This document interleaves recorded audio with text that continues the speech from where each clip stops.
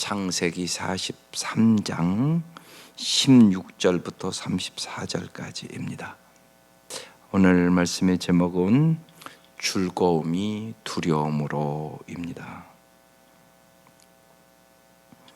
하나님은 우리를 슬픔에서 기쁨으로, 원망에서 감사로, 그리고 두려움에서 사랑으로 우리를 이끌어 주신 하나님이세요. 오늘 그래서 두려움에서 즐거움으로 하나님이 어떻게 이끌어 가시는가 말씀하고 있는 것이에요. 특별히 우리가 언제나 깊이 기억해야 될 것은, 나는 정말 하나님을 즐거워하는가, 세상을 즐거워하는가. 성경은 끊임없이 우리에게 하나님을 갈망하라. 근데 사람들은 끊임없이 세상 것을 갈망해요. 세상 것이 만족을 줄 수 있다고 자꾸 착각을 하고 살아가는 거예요. 성경은 끊임없이 그게 아니다. 하나님만이 너에게 만족을 준다. 이 사실을 잘 아셔야 돼요. 나는 정말 하나님을 즐거워하는 사람인가? 그렇지 않으면 하나님을 이용해서 세상 것 얻어서 즐거움 얻으려고 그러는가? 이것이 해결되지 않으면 여러분 참다운 만족은 없어요. 그걸 빨리 깨닫는 게 진짜 복받는 사람의 삶의 태도입니다. 하나님 그것을 가르쳐 주는 거예요. 어제 말씀에 야곱이 베냐민을 포기했단 말이에요. 우리가 이 포기하는 것이 참 중요합니다. 하나님은 성경에 우리가 포기할 것이 많다고 말씀해요. 끊임없이 말씀해요. 그래서 우리가 포기하는 연습이 필요합니다. 시시한 것 말고 정말 내가 세상에 좋은 것이라고 생각하는 거, 내가 가장 중요하다고 생각하는 것을 하나님은 포기하라고 말씀하세요. 사랑하지 말라고, 그거 돈 사랑하지 말고, 하나님보다 네 자식 사랑하지 말고 그거 빨리 포기하라고. 그래야 네가 참다운 자유를, 평안을 얻을 수 있다고 말씀하세요.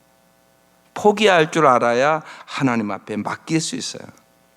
포기하면 이제 정말 하나님께서 기쁨과 보람의 잔치를 베풀어 주세요. 오늘 깊이 보면 그런 얘기예요. 요셉은 16절에 베냐민이 그들과 함께 있음을 보고 자기의 청지기에게 이르되 이 사람들을 집으로 인도해 드리고 짐승을 잡고 준비하라. 이 사람들이 정오에 나와 함께 먹을 것이니라. 요셉이 누구를 봤다고요? 베냐민을 봤단 말이에요. 여러분 생각해 보세요. 여러분도 아이들이 여럿 있어도요, 뭘 발표하러 나왔을 때 내 자식이 어디 있나 그거부터 봐요. 우리도 그렇다고요. 요셉이 베냐민 왔나 그거 봤단 말이에요. 그리고 잔치를 준비해요. 하나님 마찬가지예요. 하나님 언제나 하나님의 자녀들에게 관심이 있어요. 언제나. 그리고 하나님의 자녀들에게 주님은 우리에게 잔치하는 삶을 주시기를 원해요. 아이 탕자가 돌아왔을 때도 집에서 잔치를 베풀잖아요. 허랑방탕하고 다 털어먹고 왔는데도. 우리 이 하나님을 잘 아셔야 돼요. 하나님 정말 우리에게 잔치하는 삶을 주시기를 원하시는 분이 돼요. 그래서 이제 베냐민이 온 것을 딱 보고 이제 잔치를 준비하라고 말해요. 그러면서 이 사람들이 정오에 나와 함께 먹을 것이다.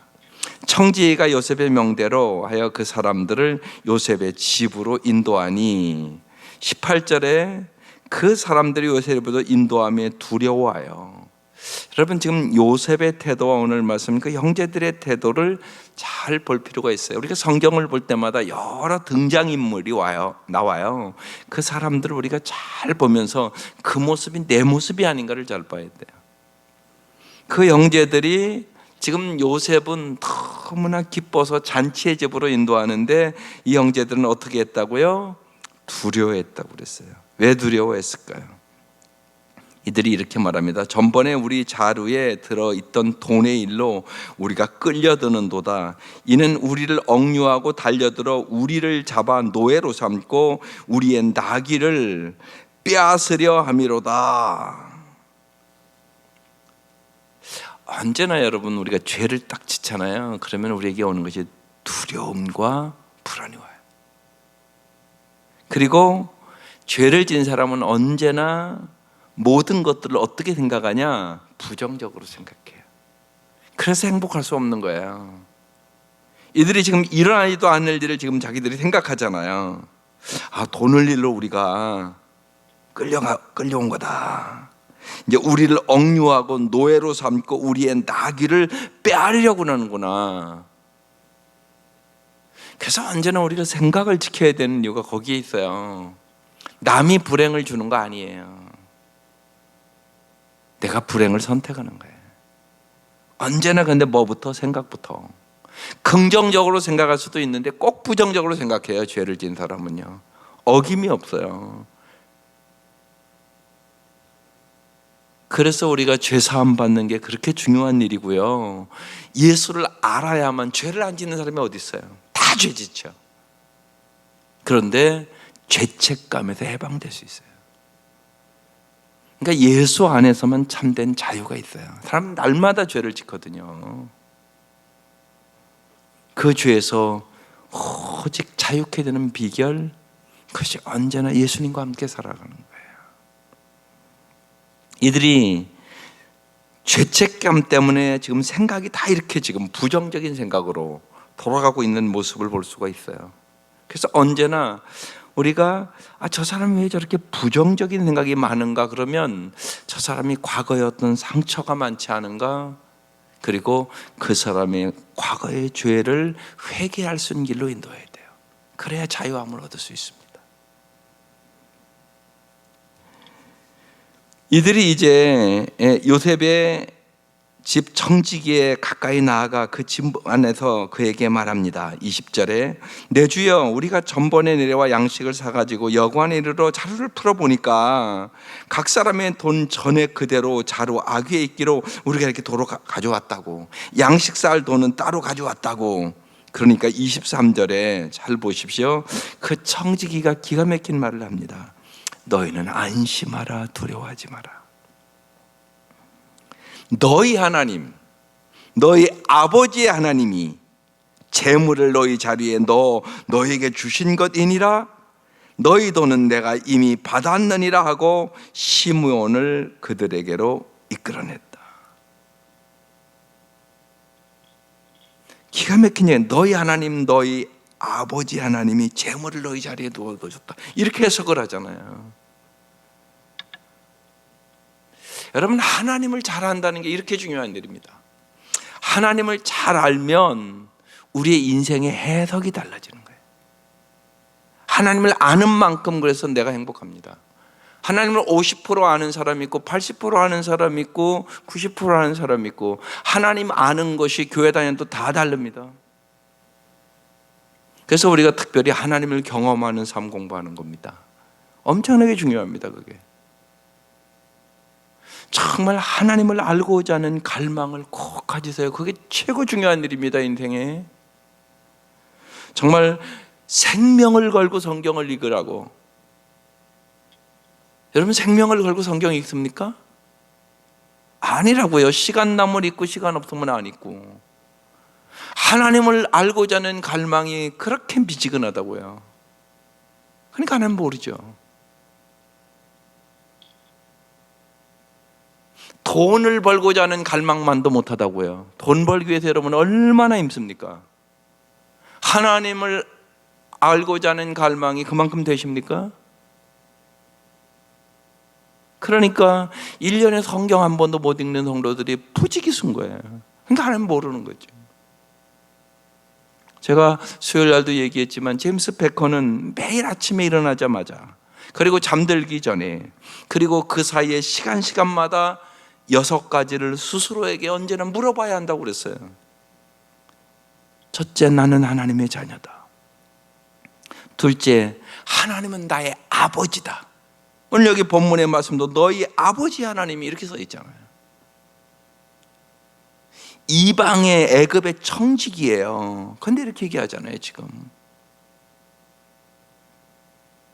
천국은 나의 집이다. 우리가 찬송가 235장에 그 찬송가 있어요. 장례식 때마다 부르는 것인데, 보아라 즐거운 우리 집, 밝고도 거룩한 천국에 거룩한 백성들 거기서 영원히 영광에 살겠네. 여러분 진짜 믿습니까? 입술로만 부르는 거 아닙니까 혹시? 정말 천국은 나의 집이냐고, 그걸 진짜 믿느냐고. 제임스 베커는 매일 천국에 갈 그날이 가까우고 있다. 나의 구주는 나의 형제다. 모든 기독교인들 역시 나의 형제다. 이 6가지를 날마다 스스로에게 물어보고 살아야 된다. 깊은 의미가 있는 말이라고요. 한번 기억하시고요, 날마다 해보시라고. 안 해보면 모르니까. 이분이 하나님을 아는 지식이라는 책을, 유명한 고전과 같은 책을 썼단 말이에요. 그러면서 이런 고백을 날마다 하고 산다고 지금 우리에게 얘기하고 있는 거예요. 그럼 우리도 해봐야 되잖아요. 그래 경험하죠. 하여튼 이 청지기가 기가 막힌 고백을 합니다. 너희는 안심하라, 두려워하지 말라. 너희 하나님, 너희의 아버지 하나님이 재물을 너희 자루에 넣어 너에게 주신 것이니라. 하나님이 주신 것이다. 그렇게 얘기를 합니다. 그리고 이들을 이끌고 요셉의 집으로 이제 갑니다. 여기서 우리가 잘 생각해 봐야 될 것이 있습니다. 사람은 고난을 통하여 진실해집니다. 하나님은 우리를 고난을 통하여 겸손한 사람으로, 순종의 사람으로 빚어가십니다. 그래야만 우리가 정말 자유와 행복하게 살아갈 수 있게 됩니다. 그래서 사람이 고난을 당하면 누구든지 내가 뭐 잘못된 거 없나? 이 생각을 하게 됩니다. 그래서 회개의 기회를 주는 것입니다. 오늘날 기독교의 위기는 뭐냐? 회개가 깊지 않다는 것입니다. 깊이 회개하는 성도들이 너무나 없습니다. 가볍게 예수 믿고, 가볍게 구원받고, 가볍게 교회에 나오면 자기의 욕망을 따라서 합니다. 그래서 모태신앙의 사람들 주의하셔야 됩니다. 깊은 회개가 없습니다. 지 부모 덕에 예수 믿어서 깊은 회개를 한 경험이 없습니다. 깊은 회개를 할 경험이 없으면 여러분 천박한 신앙생활합니다. 정말로 심령이 가난한 자, 애통하는 자, 의에 줄이고 목마른 자, 이 말씀의 깊은 의미를 모릅니다. 그리고 그 복을 간절히 사모하지도 않습니다. 그래서 반드시 여러분 깊은 회개가 있어야 깊은 신앙으로 들어갈 수 있습니다. 정말로 예수 외에는 정말 내가 죄 사함 받을 길이 없고 나는 정말 지옥 갈 수밖에 없는 절망적인 인간인데, 정말로 예수님 때문에 내가 죄 사함 받고 구원 얻었다, 이런 감격과 감동이 있어야 합니다. 그게 왜 없냐? 깊은 회개가 없으니까. 깊은 회개가 없는 사람은 여러분 십자가의 감동이 절대 없습니다. 내가 정말 지옥 갈 수밖에 없는 영혼이라는 사실을 깊이 느낀 적이 없는 거예요. 그래서 정말 오늘 여러 가지 위기의 시대에 무엇보다 필요한 것이 깊은 회개입니다. 깊은 회개가 있을 때 반드시 참다운 부흥이 있습니다. 깊은 회개 없이 참다운 부흥이 있은 적이 없습니다, 기독교 역사에. 그래서 지금 참 위기입니다. 깊은 회개가 성도들에게 없다. 정말 우리에게 깊은 회개가 필요한 시대입니다. 하나님 우리에게 그래서 고난을 통하여 깊은 회개를 통해 겸손의 사람으로, 정말 순종의 사람으로, 하나님의 그 은혜를 깊이 경험하는 사람으로 우리를 빚어가시는 것입니다. 이제 요셉과 베냐민의 재회가 26절부터 이제 만남의 축복이 나옵니다. 요셉이 집으로 왔습니다. 그들이 집에 들어가서 예물을 그에게 드리고 땅에 엎드려 절합니다. 요셉이 그들의 안부를 물어봅니다. 너의 아버지, 너희가 말하던 그 노인이 안녕하시냐? 생존해 계시느냐? 예, 그들이 대답합니다. 아버지가 평안하고 지금까지 생존하나이다. 요셉이 눈을 들어 자기 어머니의 아들 자기 동생 베냐민을 봅니다. 그리고 그에게 말합니다. 너희 작은 동생이 이 아이냐? 그러면서 이렇게 말합니다.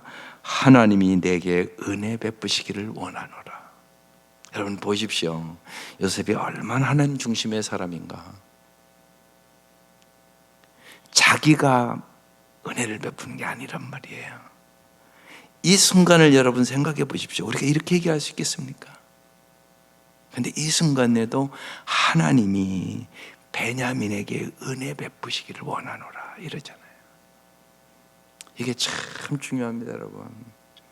하나님이 은혜를 주셔야 행복하게 사는 거예요. 하나님의 은혜가 아니면 절대 우리는 행복하게 살아갈 수 없어요.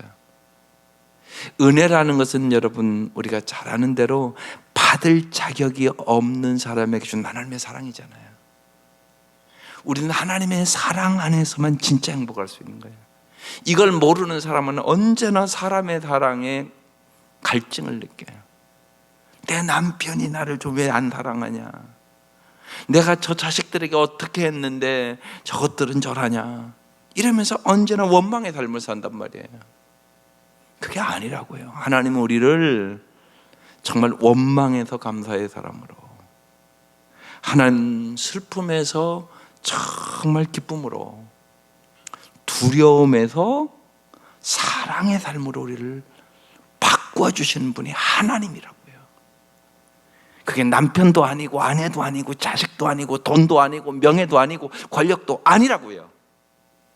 그래서 하나님만을 갈망하는 마음을 가진 자만이 진실로 만족한 삶을 살아갈 수 있는 거예요. 요셉은 이걸 정확하게 경험한 거죠. 이거 그냥 얻은 거 아니에요.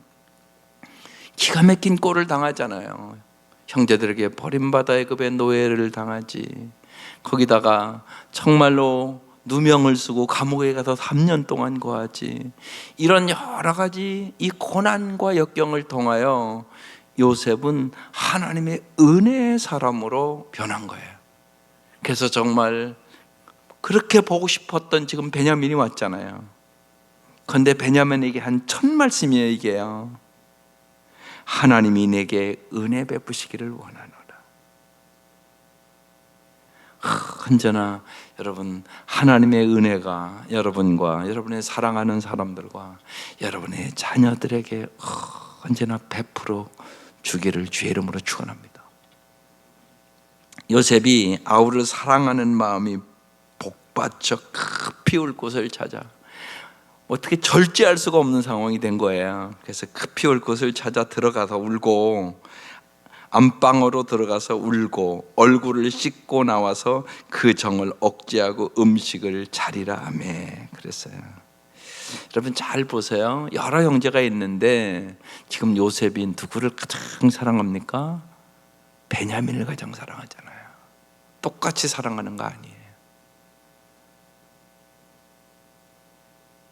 근데 좀 잘 생각해 보세요. 하나님 우리를 얼마나 사랑하겠어요?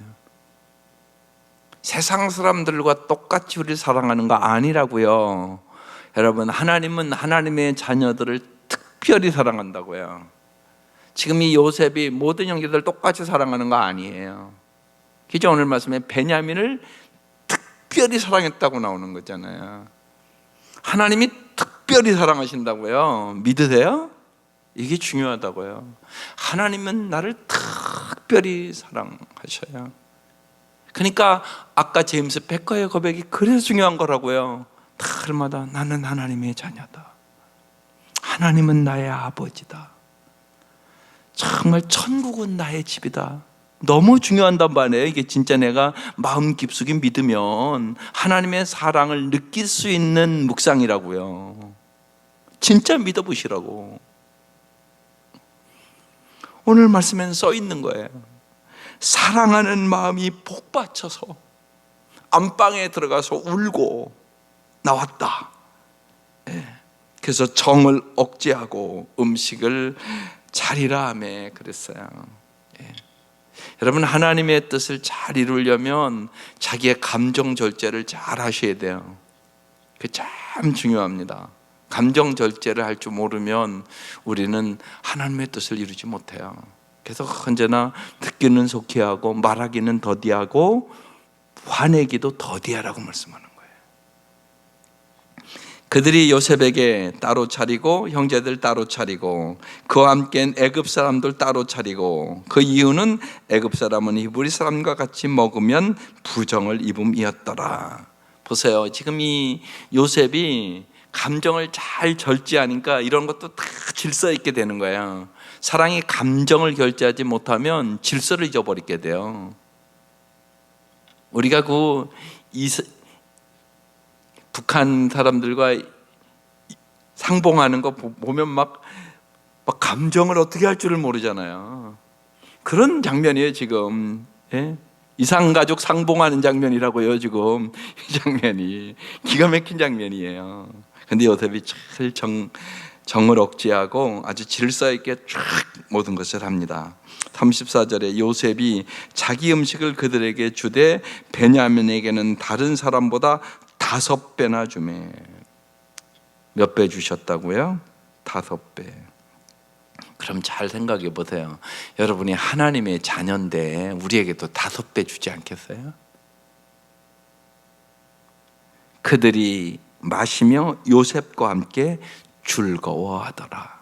그래서 오늘 말씀의 제목이 두려움에서 즐거움으로예요. 요셉과 함께 즐거워하더라. 언제나 잊지 마세요. 하나님이 함께하면 두려움이 언제나 즐거움으로 바뀌는 거예요. 언제나 그랬어요. 그러니까 정말 슬픔에서 기쁨으로, 원망에서 감사로, 두려움에서 사랑으로, 두려움에서 즐거움으로 바꿔주시는 분이 하나님이세요. 하나님의 이 은혜를 오늘도 잘 기억하면서 하루하루 주 안에서 기뻐하고 감사하고 찬양하며 살아가는 복된 하루 되시기를 주의 이름으로 축원합니다. 우리의 인생에 슬픔도 있고 때로는 원망도 있고 때로는 두려움도 있지만 주의 말씀을 생각하며 모든 것에 합력하여 선을 이루시는 주님을 믿게 하게 하시고, 날마다 무엇보다 하나님을 갈망하게 하여 주셔서 주님께서 슬픔을 기쁨으로 바꿔주시고 원망을 감사로 바꿔주시고 두려움을 즐거움으로 사랑으로 바꿔주시는 주님을 우리의 삶 속에 날마다 믿고 의지하고 경험하며 살게 하여 주옵소서. 귀한 예물 받아주시고 간절한 딸의 기도에 응답하여 주옵소서. 예수님의 이름으로 기도드립니다. 아멘.